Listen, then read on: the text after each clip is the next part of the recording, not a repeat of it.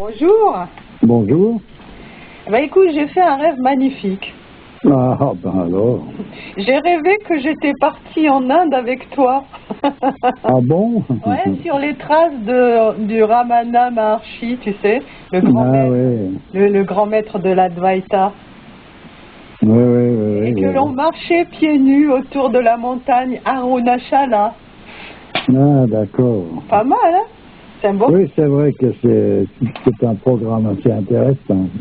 Je me vois bien partir avec toi là-bas, tu sais, pour ça.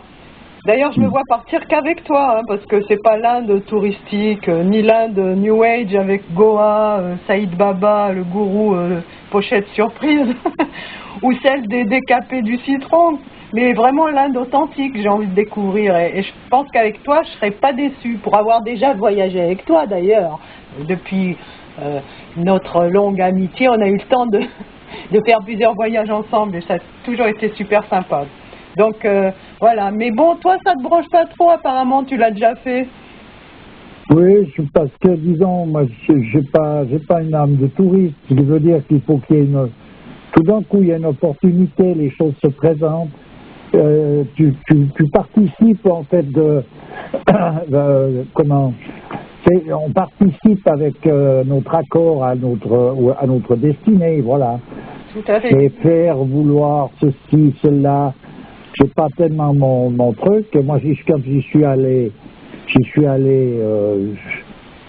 rêvé jeune longtemps d'y aller, j'ai jamais pu y aller, pour des raisons diverses.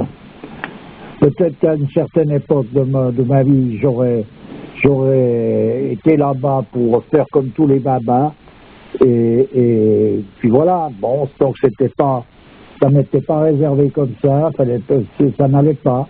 Et j'ai jamais pu y aller, j'avais de la peine, j'avais du regret, il me semblait qu'il fallait absolument que j'y aille. Puis bref, de fil en aiguille, quand je me suis mis à étudier les sciences traditionnelles, que j'ai pu me remettre au pied de mon père pour tout ça, gentiment, en fait, je suis parti faire mon voyage en Inde en restant sur place. Ah oui, d'accord. Ce qui veut dire que j'ai découvert l'Inde, c'est mon pays, voilà. Ouais. Voilà, c'est ça, c'est mon pays en somme, mais sans jamais y être allé.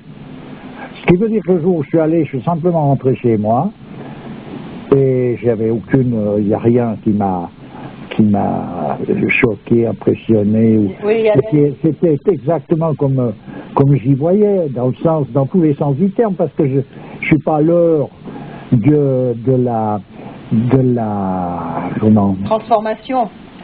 Oui, de la transformation qui se produit avec la descente cyclique, ce qui veut dire que l'Inde actuellement, elle est dans le marasme de l'apocalypse, on peut dire, elle n'est pas à côté. Simplement, j'ai rencontré des personnages qui sont restés intègres dans le sens qu'ils vivent ce temps comme ils auraient vécu un autre temps, ils sont présents dans la situation qui leur est imposée. Ouais. Voilà, donc ils restent présents, mais ils sont dans cette situation. C'est pas tout rose de vivre en Inde en étant indien. C'est pas quelque chose qui est facile à vivre toujours. Il y a 2-3 lascars à présent qui se sont mis à faire comme ici depuis pas mal de temps, qui tiennent le couteau par le manche sur le plan économique, qui appauvrissent le restant des gens. Je veux dire, on est dans ce même marasme et les gens du peuple doivent se battre à journée faite pour simplement survivre. Ouais. C'est pas pour fonder je sais pas quoi. Ils fondent rien. S'ils veulent fonder une famille, ils la fondent dans une cabane en tôle ondulée au bord d'un trottoir dans un quartier où il n'y a pas un occidental qui ose y mettre les pieds. Faut pas l'oublier qu'on y est dans cette histoire-là. Ouais. Mais ça n'empêche pas que c'est parmi ces gens-là que j'ai pu rencontrer des personnages qui avaient maintenu un cap dans le sens qu'ils n'avaient pas perdu pied totalement avec ce qu'ils sont censés représenter sur Terre en tant qu'hommes par rapport à la tradition à laquelle ils appartiennent. Ouais. c'est dans les coins où les vaches sont qu'on reine et qu'on les traite à certaines heures et où les gens dorment dehors que j'ai pu voir ça. Quand je suis rentré dans des quartiers un peu plus aisés, j'ai eu affaire à des braves gens, mais c'est des braves gens qui sont affairés à perdre leur vie à la gagner comme on fait nous. Ouais. Ils sont tombés dans le piège, pareil. Voilà. Alors donc, il faut faire des ronds de jambes et il faut faire des concessions pour obtenir à un moment donné une place au soleil, comme on dit. Tu parles de qui, là? Comme on dit dans la vie en général, je veux me faire ma place au soleil. Ah oui, d'accord. Quand on parle de vouloir construire quelque chose sur le plan sur cette terre, en avoir une maison, une voiture, un tralala, eh bien, je veux dire, pour un Indien, quand il veut commencer à se lancer là-dedans, il faut qu'il en fasse des concessions à son intégrité. Oui, parce que c'est aux antipodes de ce qu'il connaît et de ce qu'il... Voilà, l'occidental, il est né là-dedans, il est fait à ça. Il est fait pour ça, on pourrait presque dire. Il est à son aise dans ce genre d'eau trouble. Ouais. Mais ces gens là-bas ne sont pas à leur aise. Pour eux, la civilisation occidentale, c'est pas une civilisation. Je l'ai déjà dit, c'est considéré, c'est vu. C'est tout simplement une monstruosité, c'est un cancer qui ronge l'ensemble d'un organisme qui était sain à une certaine époque. Et alors, comment ça se fait qu'ils prennent quand même l'Occident comme modèle, d'une certaine manière? Ils n'ont pas le choix. Ah oui, d'accord. Attends, il y a un moment donné, si tu es jeté à l'eau, comment ça se fait que tu prends les poissons comme modèle? C'est pour nager, c'est tout. Attends, c'est pas plus compliqué, hein. Alors après, il y a des gens qui font du zèle, qui se prennent pour des poissons, et il y en a là-bas qui se sont fait enfumer et zombifiés au point d'être en admiration devant le progrès industriel et tout le diable de son train. Puis comme ils ont des facultés, c'est des personnages qui ont une manière d'aborder des études qui est totalement différente que celle de l'Occident, et ils ont des capacités qui sont beaucoup plus volumineuses, on pourrait dire. Il y a un professeur qui était à Madras de mathématiques, un professeur anglais, qui avait écrit en disant qu'il était un autre de ses confrères, en lui disant: je suis là, mes élèves, la moyenne de mes élèves est largement bien au-dessus de l'élite de chez nous. Ouais. Pour comprendre ça, c'est qu'ils sont frais dans leur disposition. Et ils ont une manière ils ont un esprit de synthèse très marqué. De par déjà leur tradition, qui est une tradition qui englobe la totalité de tout. C'est une tradition d'ordre purement métaphysique. Est-ce que tu penses que c'est le berceau de la tradition primordiale?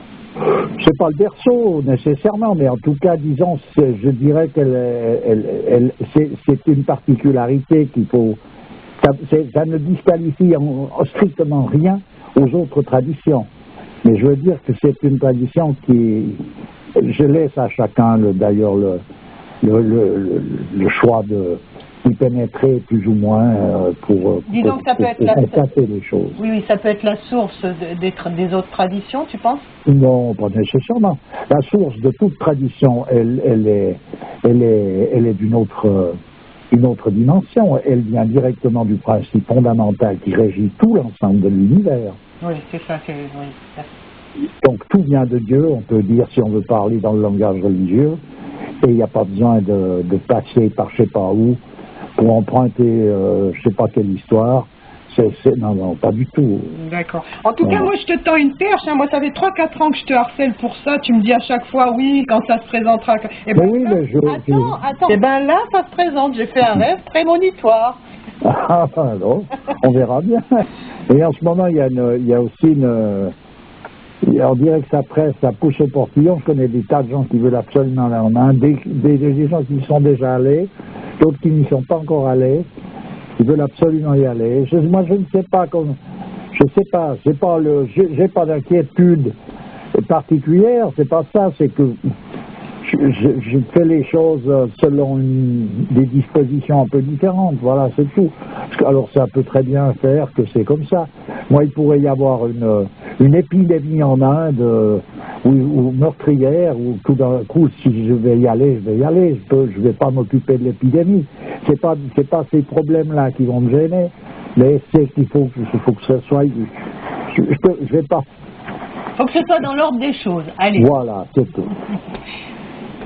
Mais par contre, j'ai rencontré des gens merveilleux, tout simples. Des gens tout simples qui vivent dans la rue, qui sont encore dans cette disposition proposée par leur tradition, et ils sont tournés vers le ciel, et voilà, ils peuvent être dans n'importe quelle situation, ils sont comme ça.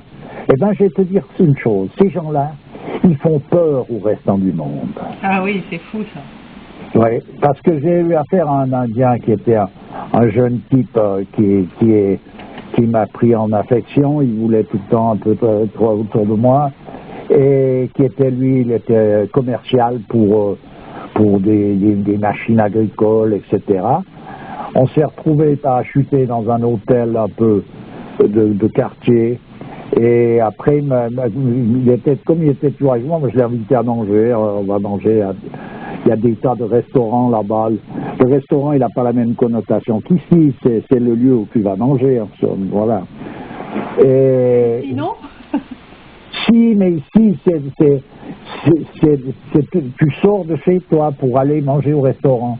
Là-bas, non, tu manges au restaurant, un ouvrier qui travaille dehors dans la rue, il mange au restaurant parce que c'est là qu'on fait à manger, c'est tout. Ouais.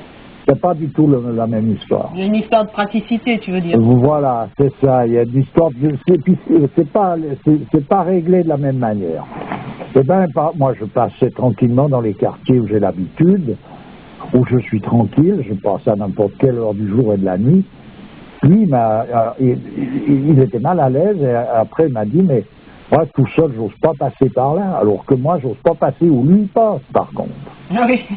S'il fallait dire quelque chose, c'est pas que j'ose pas, mais je veux dire, je me retrouve dans cette espèce d'ambiance hybride de personnages d'asiatiques, d'Indiens qui se sont occidentalisés.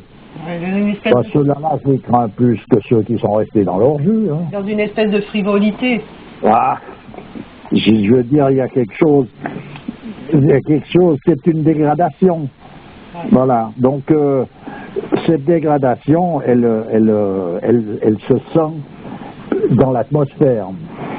Mais ils ne sont pas tous dégradés. Il y a des personnages qui ont des positions sociales en Inde importantes, qui sont restés intègres. Par exemple, c'est ceux-là qui sponsorisent les constructions de temples qui continuent de s'effectuer par des constructeurs qui vivent, j'en ai déjà parlé, dans les mêmes conditions que les constructeurs des cathédrales. Quand je parle des conditions, ce n'est pas des conditions physiques, c'est les conditions d'une ambiance où ils sont donc plongés, baignés dans un rayonnement qui est le moteur même de leur possibilité de pratiquer. Eh bien, il faut bien à un moment donné qu'il y ait quelqu'un qui passe à la caisse pour que ces choses-là se passent. Eh bien, il y a des gens qui peuvent avoir des places particulières ou qui peuvent être être banquiers, qui eux se chargent de sponsoriser ces choses-là. Et par contre, c'est des personnages qui ne viennent jamais rencontrer ces constructeurs et qui viennent jamais sur ces chantiers. Pourquoi? Tout simplement parce que leur présence serait quelque chose qui va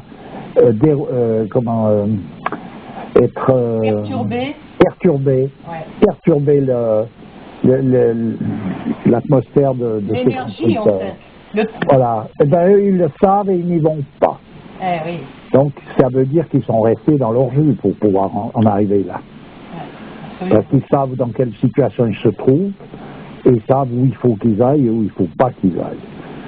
Au même titre, à un moment donné, que dans les castes, les gens savaient ce qu'ils avaient à faire et où ils devaient le faire par rapport à la caste à laquelle ils appartenaient. Alors pour en revenir à Ramana Maharshi, bon, pour le connaître un peu plus, il y a son livre, alors, enfin il y a le livre Enseignement de Ramana Maharshi, qui est vraiment, moi ça m'a impressionné de lire ce livre. Oui, c'est un personnage d'une dimension exceptionnelle. Oui. C'est sûr. Mahananda Moy, quand on lui parlait de lui, elle disait, il est le soleil et nous sommes ses rayons. Oui, tu vois, c'est ça. Ouais. Ah, c'est vrai que c'est un personnage fabuleux. Alors c'est amusant d'ailleurs de voir dans ces lieux de pèlerinage, où je suis allé dans l'ashram de Maharishi. Et tu vois, il y a évidemment les touristes. Je veux dire, en principe, c'est des touristes intello qui font toute la journée des discussions sur la spiritualité. Voilà, sur la spiritualité, les propositions faites par le Maharishi. Il y a plein de personnages qui sont des adeptes du yoga, qui peuvent se mettre dans les positions voulues, qui savent tout faire, bref. C'est plein de toutes sortes. Puis il y a des gens tout simples qui passent très inaperçus, mais j'ai eu l'occasion là-bas justement de rencontrer des constructeurs de temples qui travaillaient comme on travaillait au Moyen-Âge, j'en ai déjà parlé. Oui, tu en as parlé, effectivement. Voilà un peu le... Ben écoute, Inch'Allah, hein? Oui, ben bien sûr, moi j'ai pas une idée préconçue contre le fait de faire un voyage ou de ne pas le faire. C'est tout à fait possible et avec plaisir. Puis au retour, on s'arrête à Damas, on va sur le tombeau de mais toi, tu veux tout aller d'un coup, tu as toujours le même appétit, je vois. Tu te moques de moi. Ah non, pas du tout. Moi, ça fait plaisir de rencontrer quelqu'un qui a de l'appétit. C'est quand même on dit que c'est une preuve de santé. Ben voilà, tu vois. Tu vois. Ok, bah écoute, je te remercie bien et peut-être à bientôt. Ben bien sûr. Au revoir. Allez, au revoir.